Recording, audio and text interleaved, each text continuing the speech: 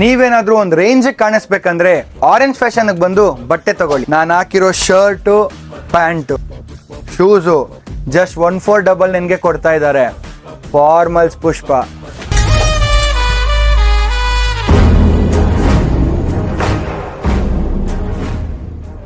ಇಲ್ಲಿ ಬಂದಿರೋ ಕಸ್ಟಮರ್ಸ್ ನೋಡೇ ಹೇಳ್ಬೋದು ಇವ್ರು ಕೊಡೋ ಕ್ವಾಲಿಟಿ ಮತ್ತೆ ರೀಸನಬಲ್ ಪ್ರೈಸ್ಗೆ ಬೇರೆ ಎಲ್ಲೂ ಕೊಡಲ್ಲ ಅಂತ.